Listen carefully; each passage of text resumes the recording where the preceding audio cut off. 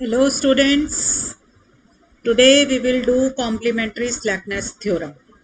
ये duality का third lecture है मेरा, जिसमें मैं आपको complementary slackness theorem से किस तरीके से प्राइमल और डुअल का सॉल्यूशन निकालते हैं वो सिखाऊं। एक तरीका आप ऑलरेडी सीख चुके हैं कि अगर मैंने डुअल सॉल्व किया तो किस तरीके से उसी सॉल्यूशन में से हमें प्राइमल का सॉल्यूशन रीड करना है, जो मैंने सेकेंड वीडियो ऑफ डुअलिटी में समझाया। अब एक और तरीका देखेंगे आप कि कॉम्प्लीमेंट्री स्लैकनेस थ्योरम भी हमारे को किस तरीके से, अगर हमने प्राइमल सॉल्व करी तो डुअल का आंसर दे देती है, डुअल सॉल्व करी तो प्राइमल का आंसर दे देती है। तो चलिए बच्चों स्टार्ट करते हैं। देखिए कॉम्प्लीमेंट्री स्लैकनेस थ्योरम है क्या चीज। सबसे पहले तो ये देखिए, एट ऑप्टिमैलिटी मतलब आपने कोई प्रॉब्लम पूरी सॉल्व कर ली, मान लीजिए प्राइमल प्रॉब्लम सॉल्व कर ली या डुअल कर ली, दोनों में से कोई भी एक, जब उसका पूरा आंसर आपका निकल आया। If a variable in one problem is positive, मतलब अब आपको ये तो पता ही है कि सारे वेरिएबल हमारे नॉन नेगेटिविटी रिस्ट्रिक्शन सेटिस्फाई करवाते हैं, ठीक है ना। अगर कोई वेरिएबल पॉजिटिव आ जाए, पॉजिटिव मतलब ग्रेटर देन 0, तो उसका कॉरेस्पॉन्डिंग डुअल कंस्ट्रेंट जो होगा in the other problem must be tight. Tight का मतलब होता है इक्वल टू इक्वालिटी, ठीक है। तो देखिए अगर मेरे पास प्राइमल प्रॉब्लम इधर है और एक तरफ डुअल है, ठीक है। अगर प्राइमल प्रॉब्लम के अंदर प्राइमल वेरिएबल मेरा कोई भी प्राइमल वेरिएबल है वो ग्रेटर देन 0 है, ठीक है, मतलब जैसे सपोज x1 ग्रेटर देन 0 है, तो इसका कॉरेस्पॉन्डिंग कंस्ट्रेंट का होगा कौन सा होगा। देखो अगर x1 मेरा फर्स्ट वेरिएबल है तो मेरा इसका फर्स्ट डुअल कंस्ट्रेंट ले लो, तो उसका फर्स्ट डुअल कंस्ट्रेंट जो होगा ना वो इक्वालिटी सेटिस्फाई करेगा, ठीक है। और अगर मेरा मैंने क्या लिखा, constraint in one problem is not tight, मतलब कंस्ट्रेंट जो है नॉट टाइट मतलब नॉट इक्वालिटी, इक्वालिटी होल्ड करता, ठीक है, इक्वालिटी होल्ड ना कराए। सपोज कर लो मेरा 2x1 plus 3x2 less than equal to 3 था, मुझे पता चला कि इसमें ये इक्वालिटी नहीं हो सकता, मतलब ये स्ट्रिक्टली लेस है, तो इसका कॉरेस्पॉन्डिंग, और ये मेरा सेकेंड कंस्ट्रेंट है मान लो, तो मेरा सेकेंड डुअल वेरिएबल जो भी होगा, सपोज y2 है मेरा second dual variable, second dual variable मेरा इक्वल टू 0 होगा। दोबारा से सुन लीजिए, अगर प्राइमल का वेरिएबल लेना है तो डुअल का कॉरेस्पॉन्डिंग कंस्ट्रेंट लेना है, ठीक है, और अगर प्राइमल में कंस्ट्रेंट लेना है तो डुअल में कॉरेस्पॉन्डिंग वेरिएबल लेना है। पहली बात तो ये, और एक तरफ इक्वालिटी साइन होगा तो दूसरी तरफ आपका इक्वालिटी साइन नहीं होगा। देखो अगर प्राइमल वेरिएबल ग्रेटर देन 0 है, ठीक है, तो कॉरेस्पॉन्डिंग डुअल कंस्ट्रेंट इक्वालिटी का होगा, ठीक। ऐसे ही अगर प्राइमल कंस्ट्रेंट मेरा इक्वालिटी नहीं है, लेस है या ग्रेटर है, कुछ भी है, बस इक्वालिटी नहीं है, तो कॉरेस्पॉन्डिंग डुअल वेरिएबल जो होगा ना वो इक्वालिटी का होगा। याद रख लो कि एक जगह पे इक्वालिटी होल्ड होगी, या तो प्राइमल में या डुअल में, ठीक है। और अगर वेरिएबल में होल्ड कर रही है तो डुअल में नहीं होगी, और अगर डुअल में होल्ड कर रही है इक्वालिटी तो वेरिएबल में नहीं होगी, ठीक है।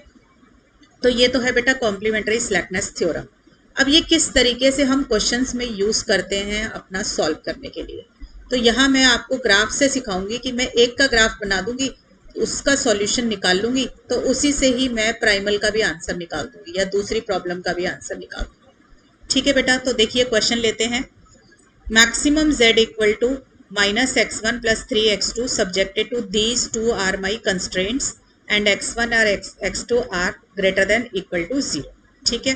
तो क्वेश्चन क्या है, स्टेट द डुअल, पहले तो इसका डुअल निकालो और फिर इसको ग्राफिकली सॉल्व करो, किसको, डुअल को सॉल्व करिए। Then obtain the value of all the primal variables from the optimal dual solution, मतलब जो डुअल का सॉल्यूशन निकलेगा ना उसी से प्राइमल का सॉल्यूशन निकालो, प्राइमल को अलग से सॉल्व नहीं करना, आपको डुअल सॉल्व करना है और डुअल से प्राइमल का सॉल्यूशन रीड करना है। ये काम आप पहले भी कर चुके हैं इससे पहले वाली वीडियो में, बट यहाँ पर मैं कराऊंगी आपको कॉम्प्लीमेंट्री स्लैकनेस से, वहां पर मैंने आपको कराया था सिंप्लेक्स मेथड से, ठीक है। तो देखिए क्या है, सबसे पहले तो मेरा ये है प्राइमल प्रॉब्लम जो क्वेश्चन में गिवन है, पहले मैं इसका डुअल लिखूंगी। डुअल फॉर्मुलेट करना मैंने सब बच्चों को अच्छे से सिखा दिया है पहली वीडियो जो डुअलिटी की थी उसमें। अगर किसी बच्चे ने फर्स्ट वीडियो नहीं देखी है डुअलिटी की, फॉर्मुलेशन ऑफ डुअल की, तो पहले वो देख कर आना बेटा, उसके बगैर क्वेश्चन नहीं सॉल्व होगा, ठीक है। तो पहले हम इसका डुअल बनाते हैं। डुअल में मैंने आपको क्या सिखाया था, देखिए मैंने सबसे पहले आपको बताया था कि पहले ये देखा करो क्वेश्चन में कितने कंस्ट्रेंट है, तो आप देख रहे हो जहां मेरी पेंसिल है ये दोनों मेरे कंस्ट्रेंट है, अगर दो कंस्ट्रेंट हैं तो मेरे दो डुअल वेरिएबल्स होंगे। तो सपोज कर लीजिए मैंने इसके कॉरेस्पॉन्डिंग y1 और इसके कॉरेस्पॉन्डिंग y2 डुअल वेरिएबल ले लिए, ठीक है। फिर हम क्या देखते हैं कि ऑब्जेक्टिव फंक्शन किस चीज का है, मेरा ऑब्जेक्टिव फंक्शन मैक्सिमम का है, तो मैं क्या लिख दूंगी, मिनिमम z। आपको पता है कि ऑब्जेक्टिव फंक्शन अगर मैक्सिमम का है प्राइमल में तो डुअल में बन जाता है मिनिमम का। फिर हम क्या करते हैं बच्चों, जो ये राइट साइड है जिस पर मेरी पेंसिल है 6 और -2, राइट साइड बन जाती है ऑब्जेक्टिव फंक्शन। तो देखो 6y1 -2y2, ठीक है। फिर हम क्या करते हैं, अपने ट्रांसपोज ऑफ द मैट्रिक्स होता है एक तरीके से, x1 के कोफिशिएंट उठाओ। देखो x1 का कोफिशिएंट पहले कंस्ट्रेंट में है 2, दूसरे कंस्ट्रेंट में है 1, तो क्या बन गया 2y1 + y2, क्लियर। फिर मैं दूसरे में x2 के कोफिशिएंट्स उठाऊंगी। x2 के कोफिशिएंट क्या है, 3 और -2, तो ये बन गया 3y1 - 2y2, ठीक है। अब मेरे को ये देखना है कि इनके साथ कौन सा साइन आएगा। तो कैसे देखते हैं, देखो बेटा, आपका क्या है, x1 और x2 है प्राइमल वेरिएबल्स जो कि अपनी नॉन नेगेटिविटी रिस्ट्रिक्शन को सेटिस्फाई कर रहे हैं। तो मैंने क्या सिखाया हुआ है कि अगर प्राइमल नॉन नेगेटिविटी रिस्ट्रिक्शन को होल्ड कराए तो डुअल अपनी कैनोनिकल फॉर्म को होल्ड कराता है, ठीक है ना। तो डुअल किस चीज का है मेरा, इधर देखो जहां मेरी पेंसिल है, मिनिमम का। तो मिनिमम की कैनोनिकल फॉर्म क्या होती है, ग्रेटर की। मिनिमम क्या कहता है, ग्रेटर का सिंबल लगाओ, तो मिनिमम अपनी ग्रेटर की होल्ड कराएगा, तो ग्रेटर सिंबल आ गया, ठीक है। फिर क्या होगा, देखो इसका ऑब्जेक्टिव फंक्शन से कोफिशिएंट, प्राइमल का ऑब्जेक्टिव फंक्शन बन जाता है right hand side of dual, तो यहाँ आ जाएगा -1 और यहाँ आ जाएगा 3, ठीक है। अब हमें देखना है y1 और y2 का क्या साइन होगा। तो देखो बेटा y1 का क्या साइन होगा आपका, यहाँ पर मेरा ये देखिए, पहला प्राइमल कंस्ट्रेंट जो है मैक्सिमम के साथ कैनोनिकल फॉर्म में होना चाहिए, लेस तो लेस का होल्ड करा रहा है, यानी कि पहला प्राइमल कंस्ट्रेंट मेरा कैनोनिकल फॉर्म होल्ड करा रहा है, तो पहला डुअल वेरिएबल भी अपनी नॉन नेगेटिविटी रिस्ट्रिक्शन को सेटिस्फाई करेगा, ठीक है। दूसरा देखिए, दूसरा प्राइमल कंस्ट्रेंट अपनी नॉन नेगेटिविटी, अपनी कैनोनिकल फॉर्म सेटिस्फाई नहीं होने दे रहा। क्यों नहीं होने दे रहा, क्योंकि मैक्सिमम के साथ लेस का साइन होना चाहिए था, पर मेरा तो ग्रेटर आ गया। तो ये सेकंड वाला कंस्ट्रेंट अपनी कैनोनिकल फॉर्म को सेटिस्फाई नहीं होने दे रहा, ठीक है। तो सेकंड वाला डुअल कंस्ट्रेंट वेरिएबल भी, सेकंड डुअल वेरिएबल भी अपनी नॉन नेगेटिविटी रिस्ट्रिक्शन को सेटिस्फाई नहीं होने देगा। तो ये क्या आ गया निकल कर, मेरा y2 < 0, ठीक है बेटा। अब मेरा डुअल तो फॉर्मुलेट हो गया। जब डुअल मेरा फॉर्मुलेट हो गया तो मेरा अब नेक्स्ट काम क्या है, इस डुअल का ग्राफ प्लॉट करना, ठीक है ना। बेटा ध्यान देना, ग्राफ हम सिर्फ तभी प्लॉट करते हैं जब हमारा लीनियर प्रोग्रामिंग प्रॉब्लम में हम हमेशा मान के चलते हैं कि हमारा फर्स्ट क्वाड्रेंट में आंसर लाई करता है, ठीक है। तो मुझे फर्स्ट क्वाड्रेंट में लाई करने के लिए y1 y2 > 0 चाहिए थे, जो मेरे नहीं आए। तो मैं इसको क्या करूंगी, पहले रीराइट कर लेती हूँ, ठीक है। कैसे कि ये <0 बन जाए। तो हम किस तरीके से डुअल को रीराइट कर सकते हैं, देखिए, रीराइट द डुअल। वैसे डुअल ऊपर निकल गया है, पहले आपको वही निकाल के दिखाना है। Rewrite the dual by taking y2 < y2 < 0 आ रहा है ना, तो आप y2 को क्या लिख दोगे, y2 डैश, ठीक है। सॉरी, हम एक सब्स्टिट्यूशन लेंगे, लेट y2 डैश -(-y2), ठीक है बेटा। अब देखो अगर y2 आपका <0 है तो -y2 क्या होगा, <0। इसका मतलब y2 डैश क्या आ गया आपका, < 0 आ गया। तो मैं क्वेश्चन ना पूरा ट्रांसफॉर्म कर लूंगी, ये वाला जो ऊपर लिखा है। तो मेरा डुअल क्या बन जाएगा, ये सिर्फ ग्राफ प्लॉट करने के लिए ले रहे हैं। मिनिमम z = 6y1, y2 की जगह लिख दिया -y2 डैश, तो ये बन गया +2y2 डैश, ठीक है। आगे देखिए, 2y1 -y2 dash > -1, 3y1 + 2y2 dash > 3, y1 > 0 and y2 dash > 0। तो बेटा ये मेरा अब डुअल है जिसको मैं प्लॉट करूंगी, ठीक है।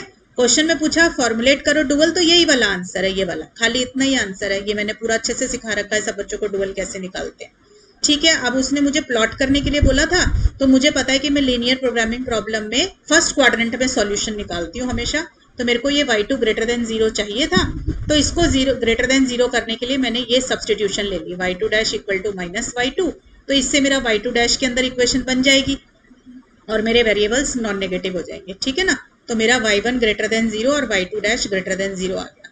अब हम इसे प्लॉट करेंगे। ठीक है, प्लॉट करने के लिए आप सब बच्चों को पता है कि हम पहले फर्स्ट कंस्ट्रेंट पे आ जाते हैं। तो देखिए मेरा फर्स्ट कंस्ट्रेंट है 2y1 minus y2 dash greater than equal to -1। Plot करने के लिए हम पहले क्या लेते हैं, इसको इक्वालिटी कंसीडर कर लेते हैं। तो हमने इसको इक्वालिटी कंसीडर कर लिया। अब देखो आप y1 और y2 डैश को कुछ वैल्यूज दे दो। पहले मैंने y1 को दिया 0, जब y1 को 0 दिया तो y2 डैश आ गया मेरा 1। फिर मैंने y2 डैश को 0 दे दिया, तो मेरा y2 डैश को 0 देने के बाद ये क्या आ गया, -1/2। ठीक है, तो ये मेरा फर्स्ट कंस्ट्रेंट की कैलकुलेशन आ गई। अब आ जाइए सेकंड कंस्ट्रेंट। सेकंड कंस्ट्रेंट मेरा क्या है, 3y1 plus 2y2 dash equal to 3। पहले इक्वालिटी कंसीडर कर ली, फिर y1 और y2। देखो y1 को 0 डाला तो y2 डैश क्या आ गया, 3/2। y2 डैश को 0 डालेंगे तो क्या आ जाएगा मेरा 1। सब बच्चों को पता है लाइनें ऐसे ही ड्रॉ करते हैं। ठीक है, और इधर देखिए बच्चों, ऑब्जेक्टिव फंक्शन क्या है मेरा, 6y1 plus 2y2 dash equal to z। कोई भी वैल्यू हो सकती है z की, आप अपनी तरफ से z की कोई भी वैल्यू ले लो, जो आपका मन करे वो ले लो। सपोज कर लो मैंने सबसे सिंपल ले ली z इक्वल टू 0, तो मेरा ये क्या बन जाएगा, 6y1 plus 2y2 dash equal to 0। इसका क्या मतलब हो गया, अब देखो इसको भी प्लॉट करेंगे तो y1 y2, मैंने y1 को 0 लिया तो y2 भी 0 आ गया। मैंने y2 डैश को ले लिया, सपोज कर लो 3, y2 डैश को 3 लिया तो 2 3 जा 6, इधर आके -6, ये आ जाएगा -1। ठीक है बेटा, मैंने ऑब्जेक्टिव फंक्शन भी किसी भी वैल्यू z पे निकाल लिया और दोनों ऑब्जेक्टिव ये निकाल लिए अपने कि क्या पॉइंट्स होंगे। अब हम इनका क्या करेंगे बेटा, ग्राफ प्लॉट करेंगे। तो देखो मेरे सबसे पहले वाले कंस्ट्रेंट के अंदर क्या वैल्यूज हैं, 0 1 और पॉइंट है 0 1 और -1/2 0। तो देखिए प्लॉट कर देते हैं। ये देखो 0 1 कहाँ होगा, एक्स एक्सिस पे 0 1 और -1/2 0। ठीक है, तो सपोज कर लो ये पॉइंट है, तो ये हो गई मेरी फर्स्ट इक्वेशन। ये मेरा फर्स्ट कंस्ट्रेंट आ गया। सेकंड कंस्ट्रेंट के पॉइंट्स देखते हैं अब क्या थे। देखो सेकंड कंस्ट्रेंट में मेरे पॉइंट है, ये देखो ये रहे जहां मेरी पेंसिल है, 0, 3/2 और 1, 0। ठीक है, तो देखिए 0, 3/2, ये 1 था ना, तो 0, 3/2 और क्या पॉइंट आया था मेरा, 0, 3/2 एंड 1, 0। ठीक है, तो एक्स एक्सिस पे 1 और y पर 0, 0, 3/2 गलत ले लिया क्या,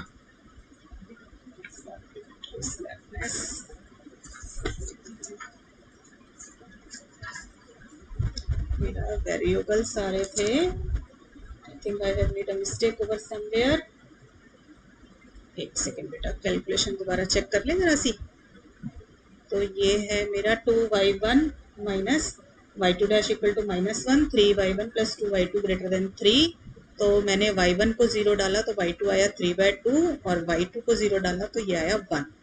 ऐसे ही y1 को 0 डाला तो y2 डैश आया 1, y2 डैश को 0 डाला, y2 डैश को 0 डाला तो y1 आया -1/2। तो -1/2 0 और 0 1, -1/2 0, ये गलत ले लिया ना, -1/2 0 मैंने गलत ले लिया, सॉरी। ठीक है, दोबारा कर देती हूँ बेटा।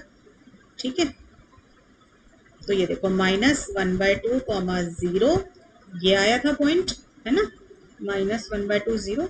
और क्या पॉइंट था, बार बार स्क्रॉल करना पड़ रहा है। ठीक है, तो ये क्या आ जाएगा, -0, 1। सॉरी बेटा, थोड़ी सी मिस्टेक हो गई मेरे से। ठीक है, मैं इसकी फोटोग्राफ ले लेती हूँ।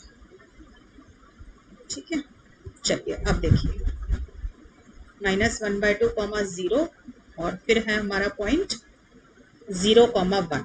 तो एक्स एक्सिस पे 0, वाई एक्सिस पे 1, ये पॉइंट है। ठीक है, तो ये है मेरा फर्स्ट कंस्ट्रेंट। सेकंड कंस्ट्रेंट के लिए वैल्यू है y1 0 है और y2 है 3/2। तो ये सपोज 0, 3/2 पॉइंट आ गया और y1 है आपका 1 और ये है 0। ठीक है, तो ये वाला पॉइंट आ गया। ठीक है बेटा, तो ये हो गया मेरा सेकंड कंस्ट्रेंट। ठीक है, फिर हमें क्या लेना है, इनकी वैल्यूज लेनी है कि ग्रेटर देन कहाँ पे शेडेड रीजन होगा, तो आप देखिए मेरा कंस्ट्रेंट है 2y1 minus y2 dash greater than equal to -1 और 3y1 plus 2y2 dash greater than equal to 3।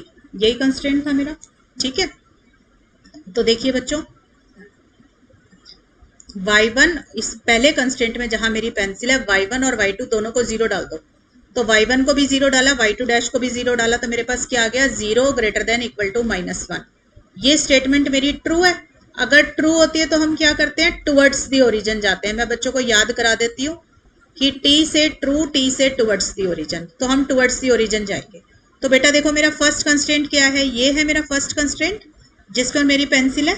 तो फर्स्ट कंस्ट्रेंट से ओरिजिन की तरफ चलिए। ओरिजिन देखो कहाँ है, ये रहा ओरिजिन, ये दिस इज द ओरिजिन जहां मेरी पेंसिल है। तो फर्स्ट कंस्ट्रेंट से ओरिजिन की तरफ शेड कर दो सारा रीजन, तो ये पोर्शन शेड हो जाएगा सारा नीचे का, ठीक है। देखो ये वाला पोर्शन शेड हो गया नीचे का, फर्स्ट क्वाड्रेंट में शेड करना है, ठीक है। अब सेकंड कंस्ट्रेंट पे आ जाओ। सेकंड कंस्ट्रेंट में भी y1 और y2 डैश को 0 डालो, तो देखो क्या आएगा, 0 0 और ये आ गया ग्रेटर देन 3। तो आपको पता है 0 ग्रेटर देन 3 क्या है मेरा, फॉल्स है। अगर फॉल्स होता है तो हम कहाँ जाते हैं, अवे फ्रॉम ओरिजिन, ठीक है बेटे। तो सेकंड कंस्ट्रेंट पे आ जाओ। ये रहा मेरा सेकंड कंस्ट्रेंट जिस पर मेरी पेंसिल है, ठीक है। इस वक्त इस कंस्ट्रेंट के लिए ओरिजिन कहाँ दिखाई दे रहा है, नीचे। हमें कहाँ जाना है, अवे फ्रॉम दी ओरिजिन। तो हम ओरिजिन की तरफ ना जाके इससे ऊपर जाएंगे। तो अब इस लाइन से ऊपर चले जाएंगे। कैसे करते हैं, पहले लाइन देखो कौन सी है, फिर ये देखो ओरिजिन उस लाइन के नीचे है या ऊपर है। अगर आपको टुवर्ड्स दी ओरिजिन जाना है तो ओरिजिन की तरफ चले जाओ। अगर अब जैसे इसमें ओरिजिन नीचे की तरफ था, मुझे जाना है अबव दी ओरिजिन, तो मैं इस लाइन से ऊपर जाऊंगी। तो मैं इस लाइन से ऊपर जाऊंगी तो मैं ऐसे जाऊंगी फर्स्ट क्वाड्रेंट में, ठीक है। अब दोनों का कॉमन पोर्शन कौन सा वाला आ गया, ये बाहर वाला आ गया। तो मेरा शेडेड रीजन कौन सा वाला आ गया, मार्क कर देते हैं, this is our shaded region, ठीक है। तो ये हो गया बच्चों मेरा फिजिबल रीजन, ठीक है। तो मैं इसको, और फर्स्ट क्वाड्रेंट में ही रहना है बेटा, ये बात याद रखनी है आपको। तो this is my feasible region, clear है। तो फिजिबल रीजन इज अनबाउंडेड, ठीक है। ये मेरा फिजिबल रीजन है जो कि अनबाउंडेड आ गया। अब मुझे क्या करते हैं, इसके बाद ऑब्जेक्टिव फंक्शन देखते हैं। तो मेरा ऑब्जेक्टिव फंक्शन के पॉइंट्स को प्लॉट करूंगी मैं। तो ऑब्जेक्टिव फंक्शन के मेरे पॉइंट्स क्या आए थे, मैंने निकाले थे पॉइंट्स थे ऑब्जेक्टिव फंक्शन के 0 0 और -1, 3, जो हमने अभी अभी ऊपर निकाले। अब इन्हें प्लॉट करो, देखो 0 0 तो मेरा ये रहा, और -1, 3 कहाँ होगा, -1 यहाँ है, इसके ऊपर 3 कहाँ होगा मेरा, यहाँ कहीं होगा, नहीं सॉरी, हाँ 3/2 3 यहाँ होगा।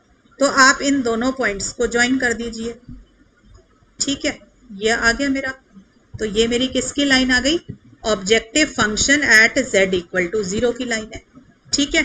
अब आप क्या करो बेटा, ये जो लाइन है ना, इस लाइन को पैरेलली सरका के ऊपर तक ले जाओ, ठीक है। तो ये मेरी एट z इक्वल टू 0 है।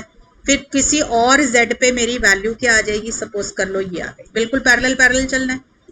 ये किसी और z पे आएगी, कोई और z लूंगी तो मेरी वैल्यू ये वाली आ जाएगी, ठीक है। तो ये suppose z equal to z1 पे आ गई, ये z इक्वल टू z2 पे आ गई, कोई भी वैल्यू हो सकती है उसकी, z1 z2 की, ठीक है। इतना होने के बाद देखो बेटा, जब फिजिबल रीजन अनबाउंडेड होता है तो हमें यह देखना होता है कि ऑप्टिमल सॉल्यूशन भी अनबाउंडेड है या ऑप्टिमल सॉल्यूशन बाउंडेड है।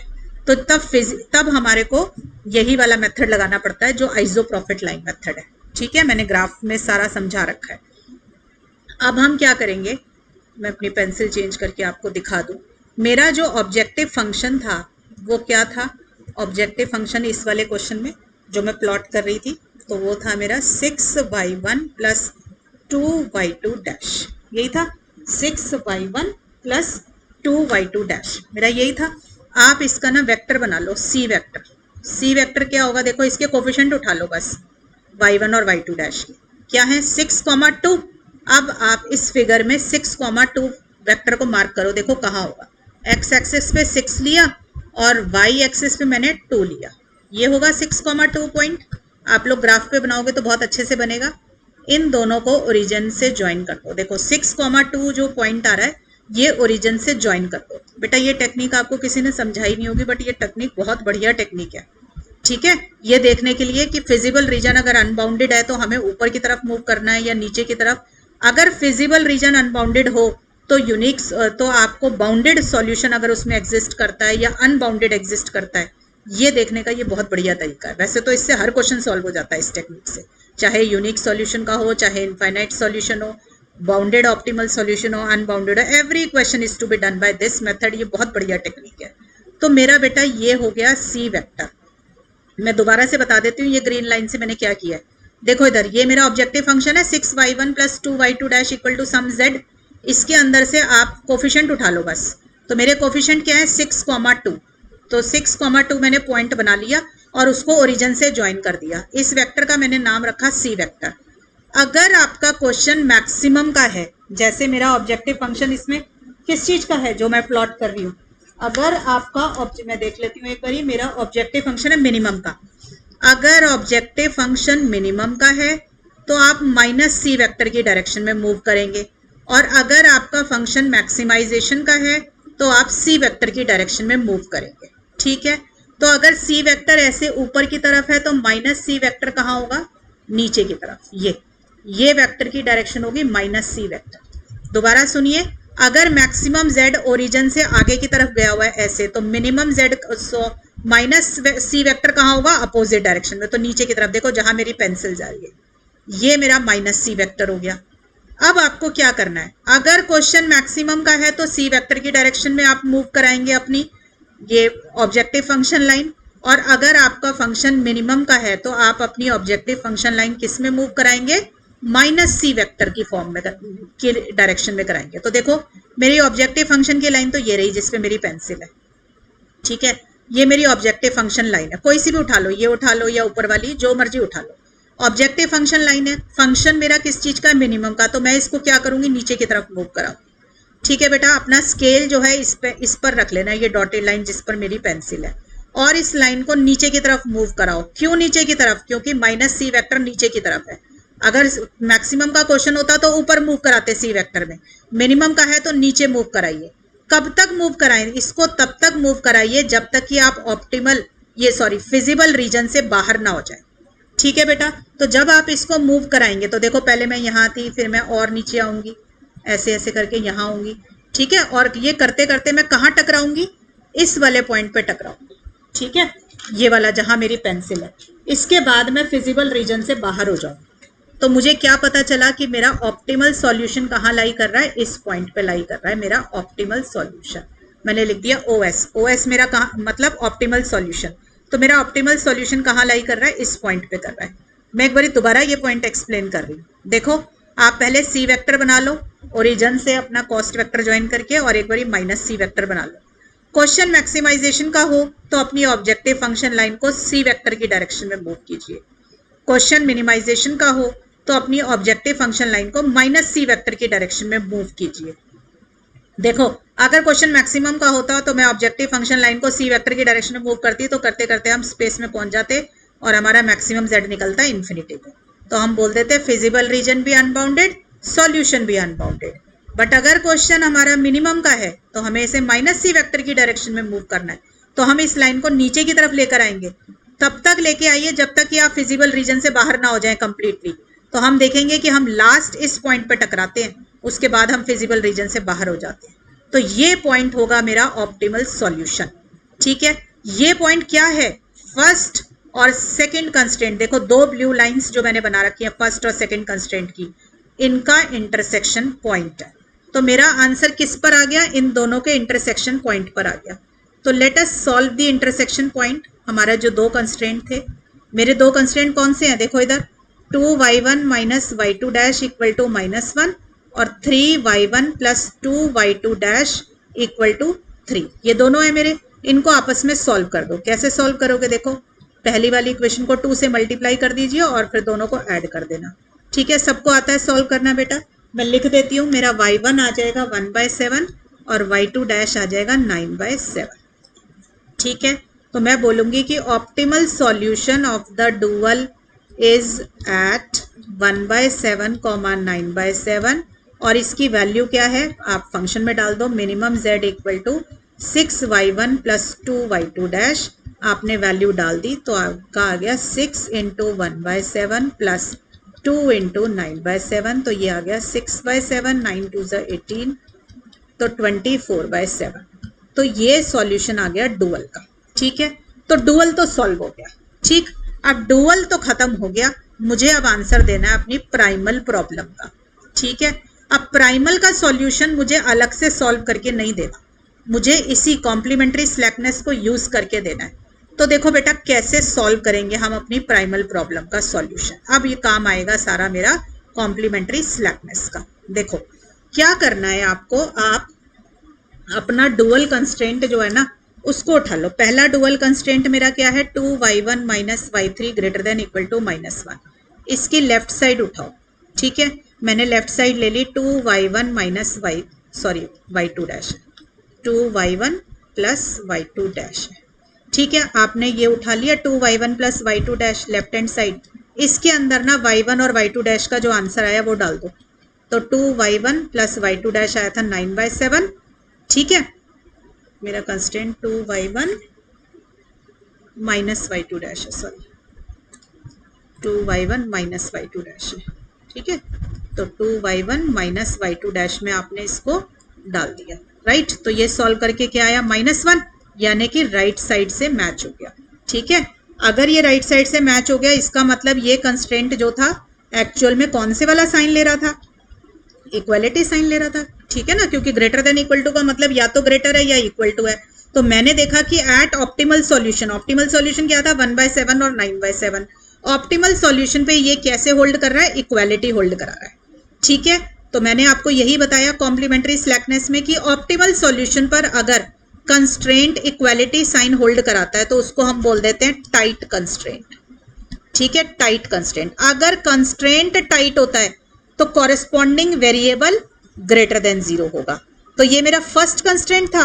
तो मेरा फर्स्ट डुअल कंस्ट्रेंट अगर टाइट है, फर्स्ट डुअल कंस्ट्रेंट अगर मेरा इक्वालिटी है या टाइट है, तो फर्स्ट डुअल का उल्टा प्राइमल, कंस्ट्रेंट का उल्टा वेरिएबल। ठीक है, टाइट का उल्टा ग्रेटर देन 0। ठीक है, तो वो मेरा क्या हो जाएगा, first primal variable greater than 0, यानी कि मेरा x1 की वैल्यू आ गई ग्रेटर देन 0। ठीक है बेटा, तो ये मैंने कर लिया। अब हम क्या करेंगे, अपने जो डुअल वेरिएबल आए थे अब उसको सेकंड डुअल कंस्ट्रेंट में डालते हैं। तो देखो बेटा मेरा सेकंड डुअल कंस्ट्रेंट है 3y1 plus 2y2 dash greater than equal to 3। ये y2 डैश है, ये मेरा सेकंड डुअल कंस्ट्रेंट है, सेकंड डुअल कंस्ट्रेंट। ठीक है, अब इसमें y1 और y2 डैश की वैल्यू डाल दो लेफ्ट साइड पे। तो मैंने डाली, y1 की क्या थी 1/7, 2y2 डैश की क्या है 9/7। देखो मैंने ये डाल के दिखाई हुई यहाँ पर, ये रही जहां मेरी पेंसिल है। तो ये वैल्यू निकल कर आ गई 3, जो कि मेरी राइट साइड से मैच हो गई। इसका मतलब सेकेंड डुअल कंस्ट्रेंट भी मेरा इक्वालिटी कंस्ट्रेंट की तरह सेटिस्फाई हो रहा है एट ऑप्टिमैलिटी, सिर्फ ऑप्टिमल सॉल्यूशन पे। ठीक है, तो मेरा सेकेंड डुअल कंस्ट्रेंट, ये देखो मैंने लिख दिया, second dual constraint is also a tight constraint. तो कॉम्प्लीमेंट्री स्लैकनेस क्या कहती है, इसका उल्टा करो। देखो अब सेकेंड डुअल का उल्टा प्राइमल, कंस्ट्रेंट का उल्टा वेरिएबल। तो second primal variable is greater than 0, tight का उल्टा ग्रेटर देन 0। तो मेरा x2 भी क्या आ गया, ग्रेटर देन 0 आ गया। तो मुझे ये तो समझ आ गया कि मेरे x1 ग्रेटर देन 0 होगा और x2 ग्रेटर देन 0 वैल्यू आनी चाहिए। बट आंसर है क्या, वैल्यू क्या होगी x1 और x2 की। तो अभी मैंने क्या देखे थे, डुअल कंस्ट्रेंट्स देखे थे। अब मैं देखूंगी डुअल वेरिएबल्स। तो देखो बेटा मैंने क्वेश्चन में जो डुअल सॉल्व किया है, जो मैंने सॉल्व किया है वो मेरा डुअल वेरिएबल्स क्या थे, y1 भी ग्रेटर देन 0 था और y2 डैश भी ग्रेटर देन 0 है। तो देखो मेरे डुअल वेरिएबल्स ग्रेटर देन 0 है। देखो डुअल वेरिएबल्स अगर ग्रेटर देन 0 है तो इसका उल्टा क्या होगा, डुअल का उल्टा प्राइमल, वेरिएबल्स का उल्टा कंस्ट्रेंट्स। ठीक है, और ग्रेटर देन 0 का उल्टा क्या होता है, टाइट। तो मेरे प्राइमल कंस्ट्रेंट क्या होंगे, टाइट। टाइट मतलब इक्वालिटी। तो मेरे प्राइमल कंस्ट्रेंट्स क्या थे क्वेश्चन में, जो भी क्वेश्चन में थे उसके अंदर क्या ले लेंगे हम अब, इक्वालिटी साइन। ठीक है, तो मेरा प्राइमल कंस्ट्रेंट देखो एक्चुअल में ये था 2x1 प्लस 3x2। मैं लिख देती हूँ 2x1 plus 3x2 primal constraint मतलब गिवन क्वेश्चन। ये मेरा लेस देन इक्वल टू 6 था और x1 माइनस 2x2 मेरा ग्रेटर देन इक्वल टू -2 था। ये क्वेश्चन में गिवन थे बेटा प्राइमल कंस्ट्रेंट। तो मुझे पता चला ये दोनों मेरे टाइट होंगे। टाइट मतलब इक्वालिटी होल्ड करेंगे एट ऑप्टिमैलिटी। याद रखिए एट ऑप्टिमैलिटी है ये सब कुछ। तो इसलिए मैंने इनकी जगह पर इक्वल टू का साइन लगा लिया। ठीक है, ऑप्टिमैलिटी पे ये इक्वल टू है, अगर ऑप्टिमैलिटी ना हो तो ये ग्रेटर और लेस जो साइन पोजेस कर रहे थे क्वेश्चन में वही है। अब अगर ये दोनों इक्वेशन बन गई हैं तो इनको मैं सॉल्व करके आंसर निकाल सकती हूँ एज यूजुअल। तो दोनों इक्वेशन को आपस में सॉल्व कर दीजिए और x1 x2 की वैल्यू निकाल लीजिए। तो देखो मेरा क्या आंसर आ गया, x1 ये आ गया, x2 ये आ गया। तो इस तरीके से मैंने प्राइमल का सॉल्यूशन निकाल लिया। अब आपको क्या निकालना है, प्राइमल मेरा जो मैक्सिमम निकालना है। मेरा क्वेश्चन था maximum z equal to minus x1 plus 3x2, ये क्वेश्चन में गिवन है। इसमें वैल्यू डाल दो, माइनस 6/7 प्लस 3 इंटू 10/7, तो ये क्या आ जाएगा 24/7। आपको पता है स्ट्रॉन्ग डुअलिटी थ्योरम कहती है कि अगर ऑप्टिमल सॉल्यूशन लाई करता है तो दोनों का ऑप्टिमल सॉल्यूशन डुअल का और प्राइमल का सेम वैल्यू पोजेस करेगा। तो हमारा डुअल का भी आंसर 24/7 आ गया और प्राइमल का भी 24/7 आ गया। तो हमारा आंसर वेरीफाई भी हो गया कि हमारा काम सही है। ठीक है बेटा, तो मैंने आपको रिकॉल करा देती हूँ। पहले आप अपना डुअल फॉर्मुलेट कीजिए क्वेश्चन में, फिर उस डुअल का ग्राफ बनाइए, ग्राफ से आप सॉल्यूशन फाइंड कर लो डुअल का फिर जो सॉल्यूशन मिले उसे एक एक करके डुअल के कंस्ट्रेंट में डालिए। ठीक है, पहले डुअल कंस्ट्रेंट में डालो, फिर दूसरे डुअल कंस्ट्रेंट में डालो। अगर इक्वालिटी होल्ड करेगी तो corresponding primal variable greater than 0 होगा। अगर नहीं होल्ड करेगी तो corresponding primal variable greater than 0 नहीं होगा। राइट, वो इक्वल टू 0 हो जाएगा। राइट, एक साइड इक्वालिटी होल्ड करेगी। क्लियर, फिर आप डुअल वेरिएबल्स को देखिए, आपके ग्रेटर देन 0 है। अगर डुअल वेरिएबल ग्रेटर देन 0 है तो प्राइमल कंस्ट्रेंट इक्वालिटी के होंगे, तो उनको आपस में सॉल्व कर लीजिए। सॉल्व करके आपको प्राइमल का सॉल्यूशन मिल जाएगा। ठीक है बेटा, अब देखो एक क्वेश्चन और देखते हैं। ठीक है, अब देखिए क्वेश्चन है मेरा minimum z equal to this. ठीक है, ये दोनों मेरे को कंस्ट्रेंट दिए हुए हैं और ये सबसे पहले आपको डुअल बनाना है। डुअल बनाने के लिए हम पहले डुअल को लिख लेते हैं। देखो ये मेरा क्वेश्चन प्राइमल का है, मैंने ये इसका डुअल लिखा। कैसे लिखेंगे, देखो इधर सबसे पहले देखा आपने कि मेरे को दो इक्वेशंस मिली हुई है, दो कंस्ट्रेंट है मेरे पास, तो दो डुअल वेरिएबल होंगे। तो एक डुअल वेरिएबल का नाम रख लिया y1, दूसरे का नाम रख लिया y2 डैश। ठीक है, तो कैसे बनेगा आपको पता है, पहले वाले के लिए लिख लो y1 और दूसरे के लिए लिख लो y2 डैश। तो आपने क्या किया, फिर आपको पता है कि राइट साइड जो होती है वो ऑब्जेक्टिव फंक्शन में चली जाती है। तो अब मिनिमम का हो गया मैक्सिमम और मेरा चला जाएगा 2y1 माइनस 3y2 डैश, ये आ गया मेरा ऑब्जेक्टिव फंक्शन। अब आप फिर कंस्ट्रेंट ट्रांसपोज लेते हैं, x1 का कोफिशिएंट उठाओ बेटा, तो y1 माइनस 2y2 डैश, तो मैंने लिखा y1 माइनस 2y2 डैश। फिर x2 के कोफिशिएंट उठाओ, 6y1 प्लस 5y2 डैश। ठीक है, तो ये आ गया। फिर 3y1 माइनस y2 डैश, ऐसे ही फिर x4 के कोफिशिएंट उठा लिए, तो आपका ये सारा सॉल्यूशन निकल आया। अब देखेंगे कि नॉन नेगेटिविटी रिस्ट्रिक्शन सेटिस्फाई हो रही है कि नहीं हो रही। देखो जहां मेरी पेंसिल है ये आप देख रहे हो कि चारों primal variable non negativity restriction को सेटिस्फाई कर रहे हैं। तो मेरे चारों प्राइमल कंस्ट्रेंट डुअल कंस्ट्रेंट्स अपनी कैनोनिकल फॉर्म को सेटिस्फाई करेंगे। तो मेरी कैनोनिकल फॉर्म किसकी लगेगी अब, मैक्सिमम की, क्योंकि डुअल मैक्सिमम का है। मैक्सिमम की कैनोनिकल फॉर्म कौन सा साइन रखती है, लेस देन इक्वल टू, तो आपने सबके साथ लगा दिया लेस देन इक्वल टू का साइन। ठीक है, तो ये चारों देखो जहां मेरी पेंसिल है सबके कंस्ट्रेंट हो गए लेस देन इक्वल टू के। फिर आप इधर देखिए मेरा पहला प्राइमल कंस्ट्रेंट जो है वो ग्रेटर देन सिंबल का है, मिनिमम के साथ ग्रेटर इज ओके, वो अपने कैनोनिकल फॉर्म सेटिस्फाई कर रहा है। तो यहाँ का जो वेरिएबल होगा वो अपनी नॉन नेगेटिविटी रिस्ट्रिक्शन को सेटिस्फाई करेगा। ठीक है, तो y1 आ गया ग्रेटर देन 0। अब इधर आ जाइए, देखो सेकंड वाला प्राइमल कंस्ट्रेंट, इधर देखो जहां मेरी पेंसिल है, सेकंड वाला डुअल कंस्ट्रेंट प्राइमल कंस्ट्रेंट है लेस देन का। मिनिमम के साथ लेस देन होना मतलब कैनोनिकल फॉर्म सेटिस्फाई नहीं हो रही। अगर कैनोनिकल फॉर्म सेटिस्फाई नहीं होती तो यहां पर भी डुअल में भी वो नॉन नेगेटिविटी रिस्ट्रिक्शन को सेटिस्फाई नहीं करता। तो डुअल वेरिएबल नॉन नेगेटिव ना होके क्या हो जाएगा, नेगेटिव हो जाएगा। तो यहाँ आ गया लेस देन इक्वल टू का साइन, देख लो बेटा जहां मेरी पेंसिल है। ठीक है, तो ये तो बन गया मेरा डुअल। अगर क्वेश्चन सिर्फ डुअल का होता तो यहाँ पे खत्म। उसने हमें कहा है कि डुअल को ग्राफ भी ड्रॉ करिए।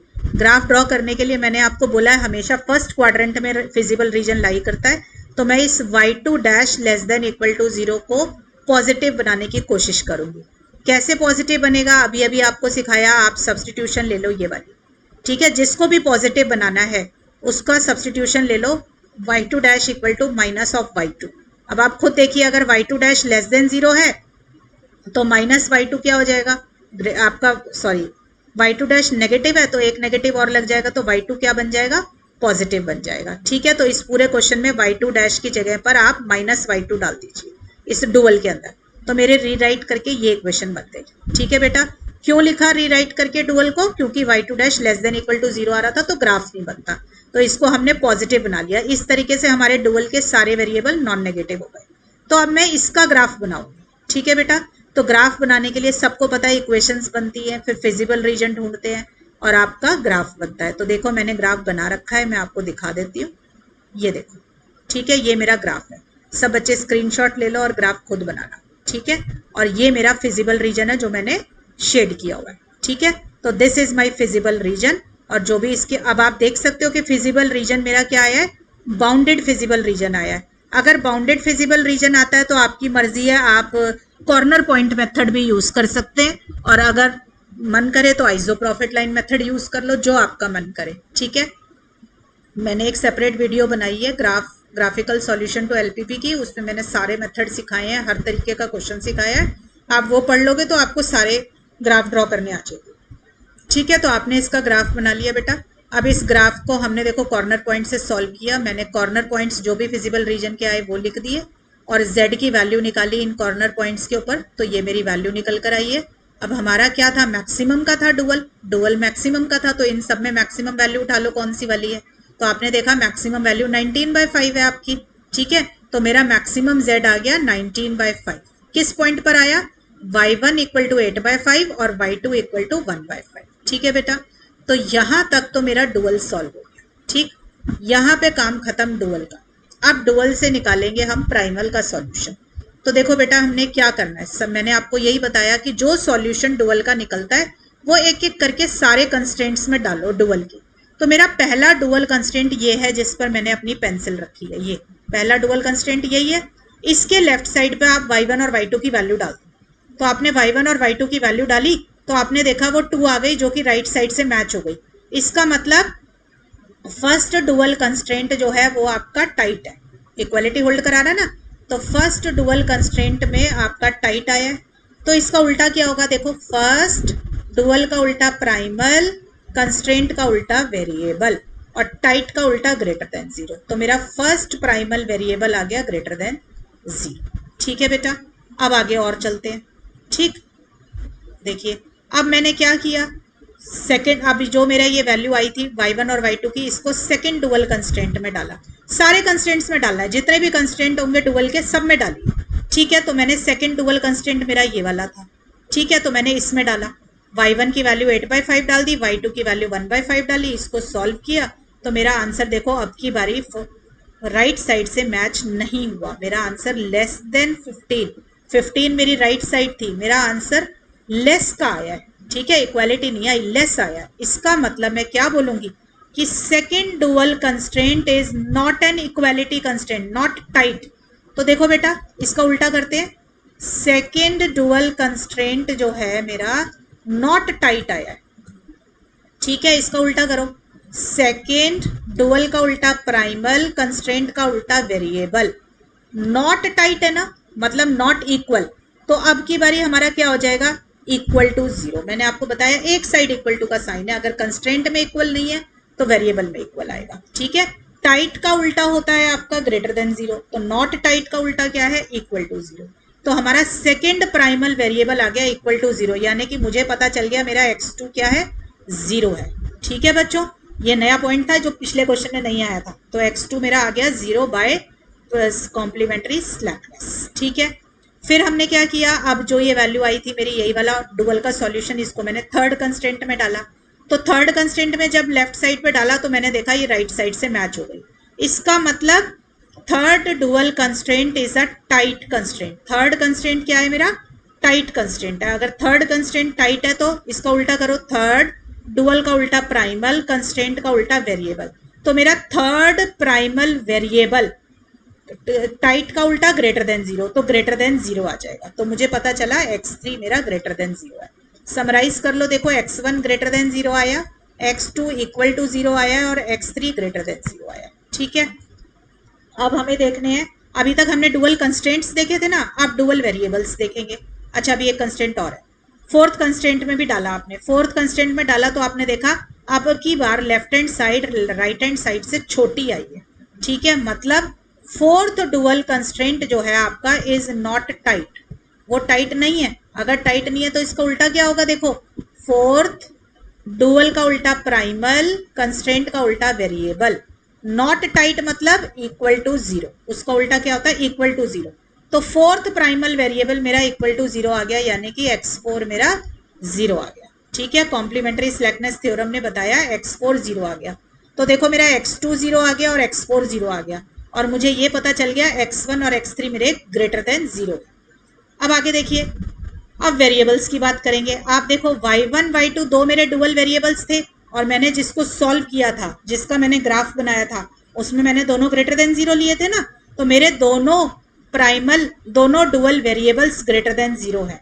तो देखिए डुअल वेरिएबल्स अगर मेरे ग्रेटर देन 0 है तो इसका उल्टा क्या होगा, डुअल का उल्टा प्राइमल, वेरिएबल का उल्टा कंस्ट्रेंट, ग्रेटर देन 0 का उल्टा इक्वल टू कंस्ट्रेंट। इक्वालिटी होता है ना, ग्रेटर देन 0 का उल्टा टाइट।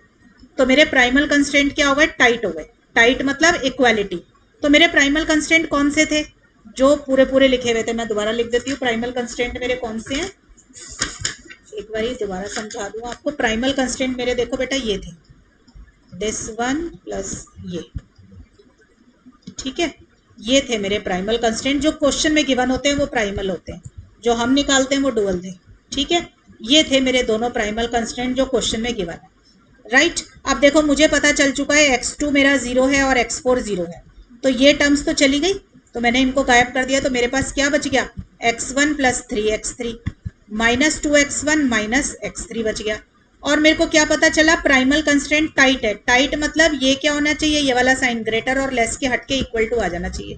तो मेरे इक्वल टू साइन आ गए, तो ये बन गए, तो जो मैंने यहाँ लिखे हुए। ठीक है, अब ये क्या है, दो इक्वेशंस हो गई आपकी, दो अननोन्स है। आप सॉल्व करके यूनिक सॉल्यूशन फाइंड कर सकते हैं इसका। तो इन दोनों इक्वेशंस को आपस में सॉल्व कर लो। जब इनको सॉल्व किया तो मेरे पास वैल्यू क्या आ गई, x1 की आ गई 7/5 और x3 की आ गई 1/5। तो मेरा ये सॉल्यूशन आ गया। तो फाइनल सॉल्यूशन प्राइमल का क्या लिखेंगे, x1 की वैल्यू 7/5 लिखनी है, सॉरी, x1 की वैल्यू 7/5, x2 की 0, x3 आ गया 1/5 और x4 मेरा 0 था।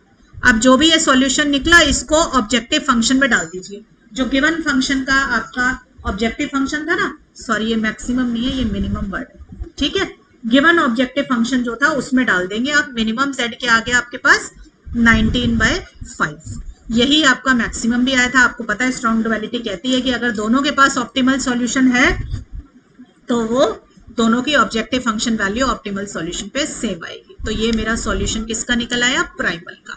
मैं बच्चों एक बार दोबारा से रिकॉल करा देती हूँ स्टेप्स।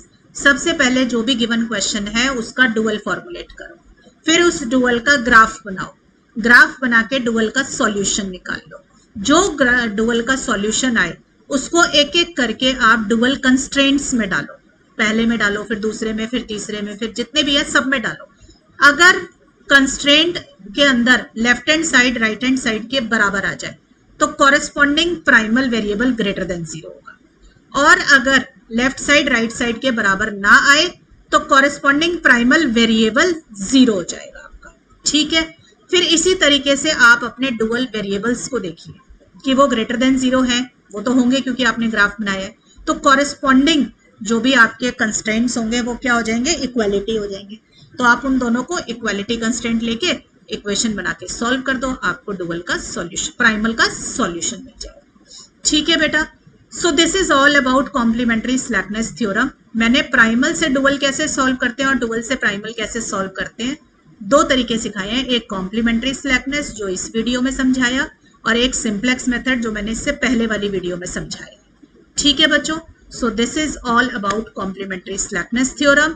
पढ़ाई करते रहें। कोई प्रॉब्लम आती है तो मुझे मेल करें या कमेंट बॉक्स में लिख कर दें, मैं आपकी प्रॉब्लम जरूर सॉल्व करूंगी। ठीक है बच्चों, thank you, all the very best.